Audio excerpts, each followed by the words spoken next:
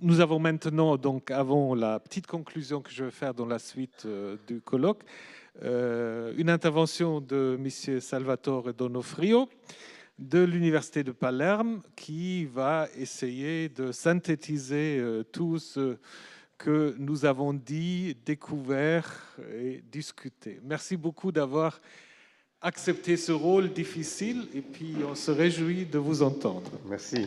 En effet, la tâche qui m'a été confiée n'est pas aisée. N'est pas aisée non seulement en raison de la richesse des contributions, mais encore des nouvelles perspectives que celle-ci ouvre à l'égard du sujet que nous a réunis pendant ces 2 jours.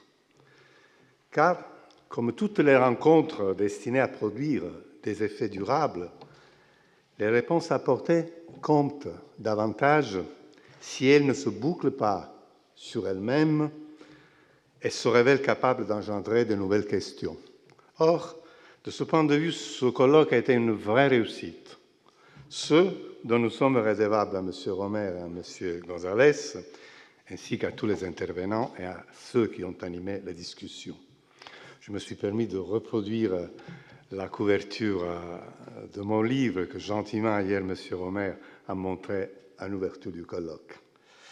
Pour proposer des éléments de synthèse du colloque, en adoptant une perspective anthropologique, il faut tout d'abord rappeler que la réflexion sur le son au sein de l'anthropologie n'a jamais été séparée du regard rétrospectif sur l'Antiquité avant même que cet intérêt prenne la forme d'une science.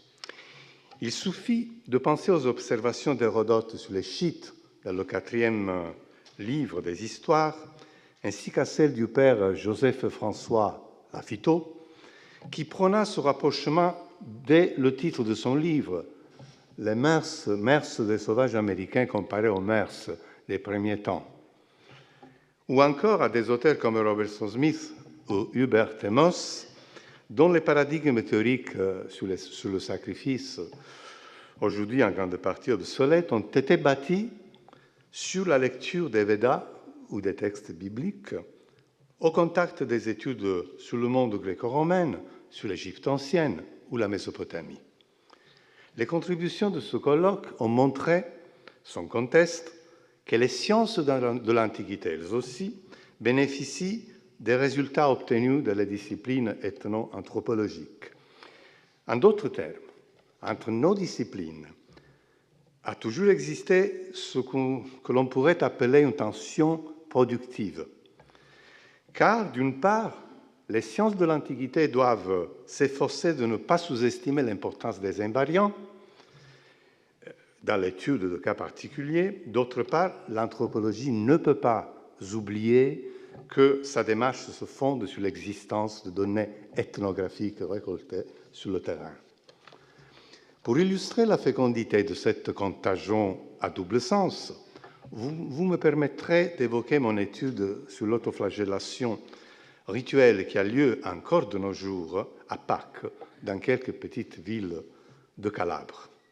À Nocera Terinese, par exemple, où les hommes adultes font sortir abondamment leur sang de leurs cuisses, du gras de leurs cuisses, en se frappant à l'aide d'un disque de liège contenant 13 écailles de verre. Les voilà.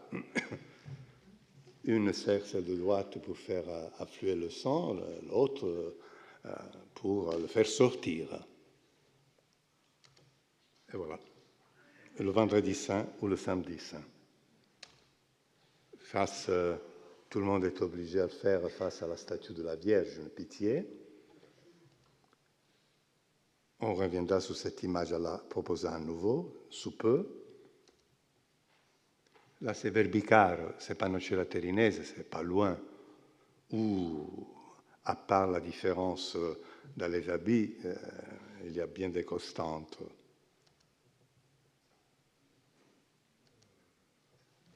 Voilà.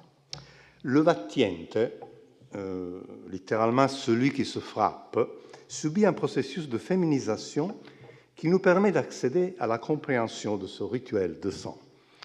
Tout d'abord, le flagellant semble faire renaître symboliquement son fils, encore impubère, ou à peine adolescent, a le lien à lui par une cordelette, une sorte de nombril,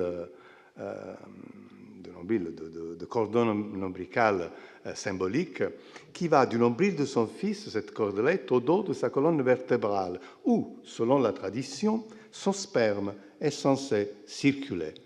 C'est des photos d'époque, on voit l'âge des gamins.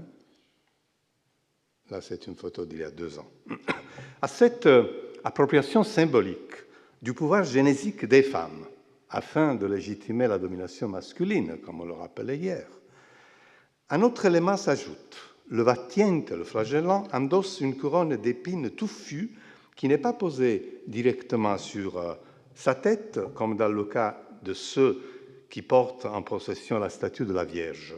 Pour se protéger, le vatiente utilise un châle noir faisant partie du costume traditionnel des femmes.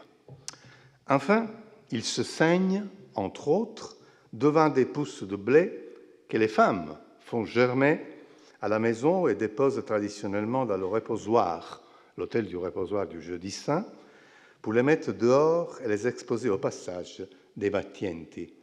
Là, c'est une image de Sicile, mais on fait ça aussi dans toute la Provence, la région de Provence en France. On appelle ça le blé de la Sainte-Barbe, de Nice jusqu'au Vaucluse. Voilà, le vatiente qui se saigne à côté, devant ses pouces, que les femmes ont sorti de l'église à l'occasion. C'est quoi ça? Voilà, dans l'autre village. Nous sommes en présence d'une sorte de changement d'état, pour le dire avec les mots qu'utilise Hubert et Moss dans leur essai sur la nature et la fonction du sacrifice. Plus précisément, nous sommes en présence d'une inversion symbolique des prérogatives des deux sexes afin de représenter leur rôle différencié dans la reproduction idéologique et sociale. D'une part, les femmes imitent la culture masculine des céréales, ce qui donne lieu à des pousses destinées à flétrir aussi vite qu'elles germent. De l'autre, les hommes se font saigner une fois par an, alors qu'aux femmes, cela arrive tous les mois. Le même rapprochement que celui observé entre pousses et versement du sang en Calabre a lieu dans des cultures éloignées, par exemple au Népal, où les femmes font pousser de l'orge pour obtenir des jardins verdoyants. Elles déposeront ces pousses dans l'autel du temple, qui a été préalablement aspergé de sang des bêtes sacrifiées. Pour élargir le cadre comparatif, nous pourrions ajouter le sabzé iranien, celui que l'on met sur les tables de Nowruz, parmi les 7 choses, donc parmi 6 autres choses. On pourrait donc ajouter le sabzé iranien à le rapprochant de la shura, le rituel sanglant des chiites. Je ne dirai rien de cela, je me limite à montrer la couverture de mon livre qui vient de paraître et qui aborde toutes ces questions et ces continuités culturelles, de l'Inde jusqu'à l'Europe et au Pi de l'Arizona. Pour déchiffrer le rituel calabrais du versement du sang, il nous a été nécessaire de mobiliser toutes les données du monde ancien qui pouvaient en être à l'origine ou qui étaient censés répondre aux mêmes logiques. Non seulement les jardins d'Adonis ou les lits d'Osiris, mais encore les Lupercalia romains ou bien les rituels des sectateurs d'Atis et Cybèle, ou enfin l'épisode raconté dans l'Exode où Moïse dit aux anciens d'Israël de toucher avec du sang provenant du menu bétail le linteau et les poteaux de leur porte pour que l'Éternel ne permette pas aux destructeurs d'entrer dans leur maison pour frapper. Si je cite ce passage de l'Exode, c'est qu'à Nocera Terinese, dans une autre petite ville de Calabria appelée Verbicaro, les vatientes ont l'habitude de laisser des empreintes sanglantes de leurs mains ou du disque de liège sur le dos et la poitrine de leurs enfants, sur les murs des églises, sur leurs habitations ou sur celles de leurs amis, exactement pour les protéger.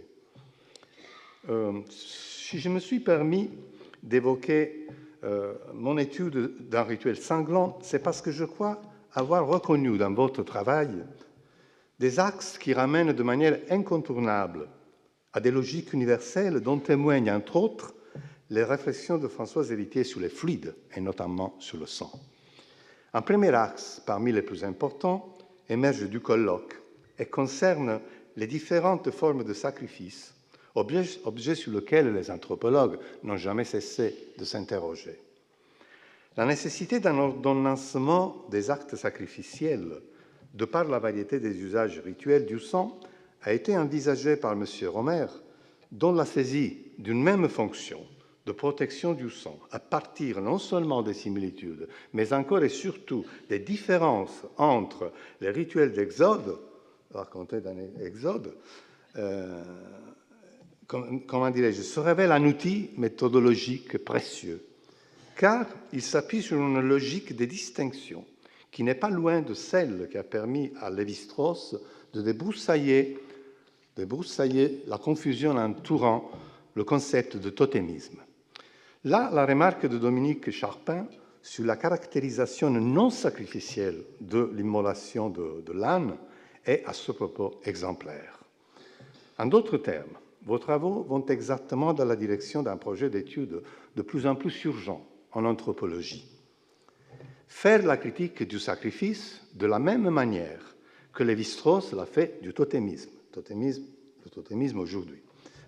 Et cela en partant des pages de la pensée sauvage, où Lévi-Strauss pose la question de la présence dans le rituel d'une, je cite, série d'identifications successives qui vise à créer un rapport d'homologie, au départ inexistante, entre le sacrificateur et la divinité. Il y a plus. Cette logique prônée par M. Romer permet de rapprocher de la manière la plus productive les discours, les rites et les pratiques du sang, non seulement de sociétés éloignées dans l'espace-temps, mais aussi de lieux différents de la même société. Christophe Nian nous a montré par exemple comment, dans l'Ancien Testament, le sang non seulement s'oppose à la chair, mais il fait le lien entre Dieu, auquel il appartient, le sang, et les puissances chtoniennes. Je prendrai un autre exemple tiré de mes recherches. Les Zoroastriens d'Iran placent encore aujourd'hui, d'Iran, de Paris, de Los Angeles, placent encore aujourd'hui, et d'ailleurs, encore aujourd'hui sur les tables rituelles de Nowruz, le Nouvel An, des fruits qu'ils coupent pendant la cérémonie avant de les consommer. Ils disent, c'est leur perception de la chose, ils disent qu'ils les sacrifient, car les fruits auraient remplacé, dès l'époque de Zoroastre, les sacrifices d'animaux. Par ailleurs, ils ne mangent pas trop de viande. Êtres, les animaux envers lesquels ils sont le plus profond respect. Les fruits coupés réapparaissent au solstice d'hiver lors d'une autre fête, où tous les Iraniens de n'importe quelle religion mettent à table des grenades et des pastèques en raison de leur couleur rouge qui renvoie pour eux à la lumière et au feu.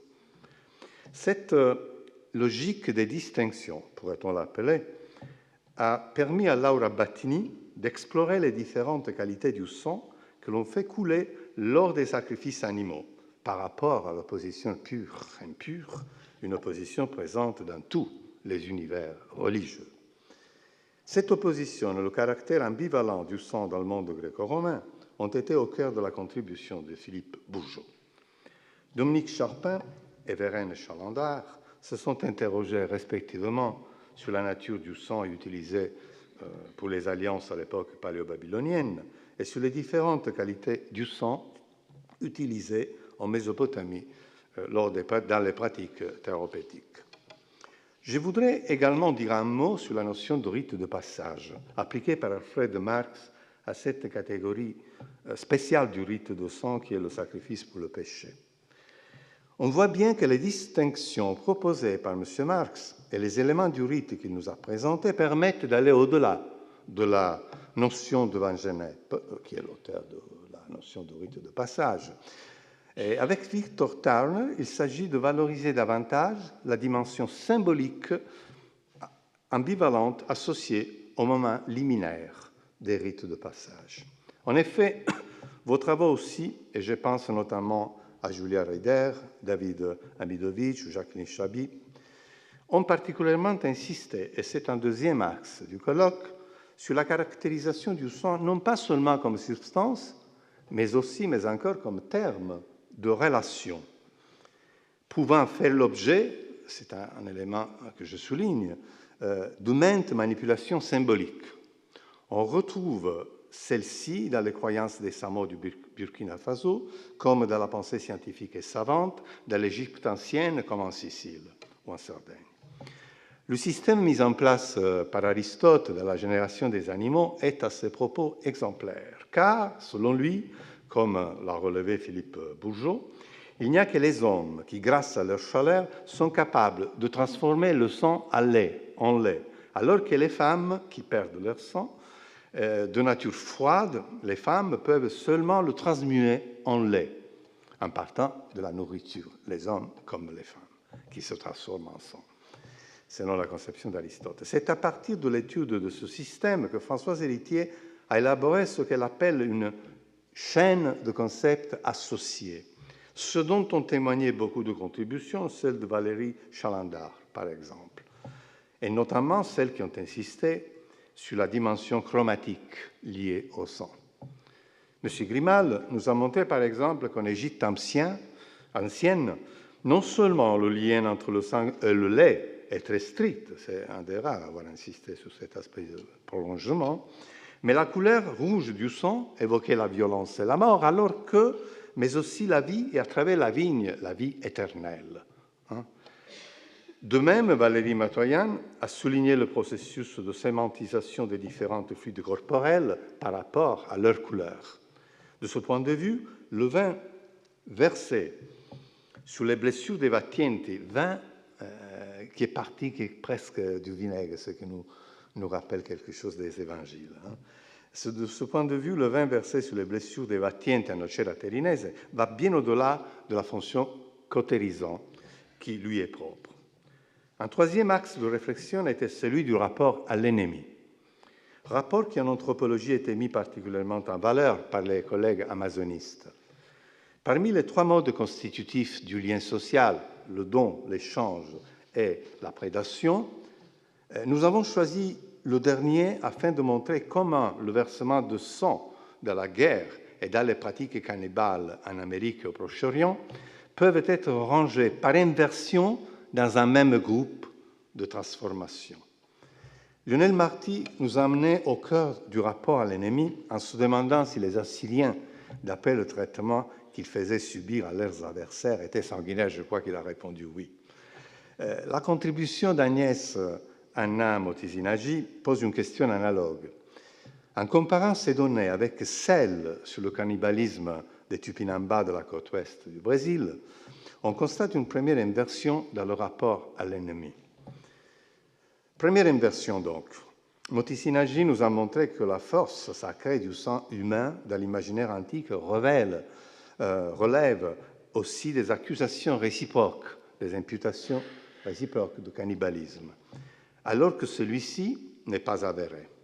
En effet, dans l'imaginaire des auteurs grecs, l'anthropophagie est associée, je cite, au désordre et à la mauvaise religion, tandis que chez les groupes Tupinamba pratiquant le cannibalisme intertribal, on constate les mêmes pratiques et croyances religieuses que ses propres ennemis.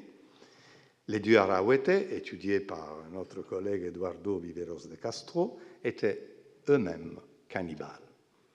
Deuxième inversion. Alors qu'en Grèce, le choix d'une victime sacrificielle humaine n'implique pas que sa chair et son sang deviennent licites pour la consommation, chez les Tupinambas, la mise à mort sans dévoration est impensable. Comme le montrent les chroniques du XVIe et XVIIe siècle de Hans Staden, de Jean Deléry ou d'André Tevet, le cosmographe du roi, les Tupinambas ne faisaient pas la guerre à d'autres Tupinambas pour les exterminer, mais pour en faire des captifs qu'ils sauraient manger rituellement après un certain temps afin de réactiver le processus de construction du social. On est à l'extrême, aux extrêmes limites de l'humanité, mais il y a néanmoins une logique qu'il faut saisir. En effet, le captif recevait une épouse, en épouse, la sœur, une sœur du futur meurtrier, pour qu'il baptise un ménage destiné à un moment donné à être défait. Car ce beau-frère temporaire sera mangé rituellement après quelques années avec les enfants qu'il avait eus avec la sœur de son meurtrier. Or, ce dernier était le seul qui s'abstenait de cet acte anthropophagique. En revanche, il prenait un nouveau nom et s'isolait de la même manière que le faisaient chez les Tupinamba les femmes menstruées. Aussi, dans le cas du meurtrier Tupinamba, la féminisation par le sang côtoie le rétablissement de l'état de société. Contrairement au contexte biblique étudié par Dorothea Herbel et Custer, le sang de la victime n'implique donc aucune responsabilité chez les Tupinamba, aucune responsabilité du meurtrier. Ce sang il ne retombe pas sur lui, selon la belle expression que l'on trouve dans la Bible. Les choses sont encore plus compliquées, et j'en termine avec ces conclusions, sont encore plus compliquées du fait que finalement, par la consommation du sang et de la chair de l'autre, les Tupinamba récupèrent une partie de leur identité dont les ennemis s'étaient auparavant nourris.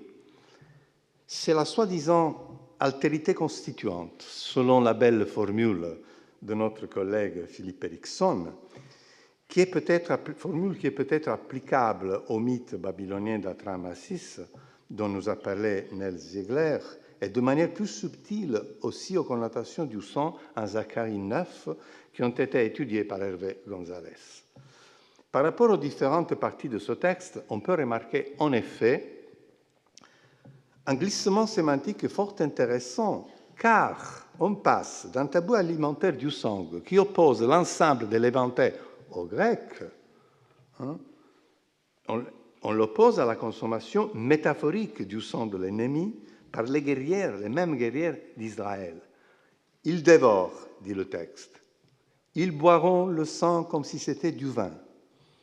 Ils en seront engorgés comme un vase à aspersion, comme les angles de l'autel.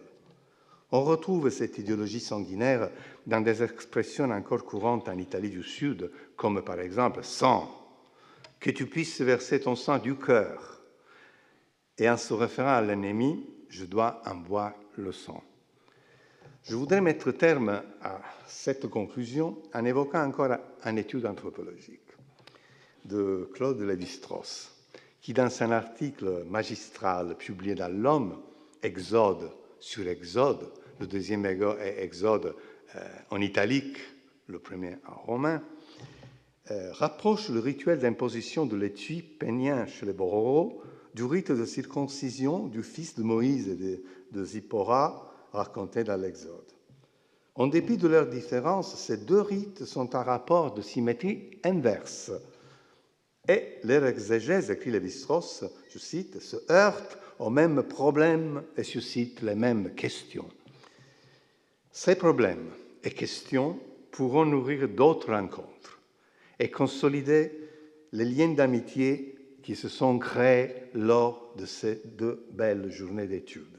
Pour cela, je me permets de remercier en nom de tous Thomas Romer, Hervé González.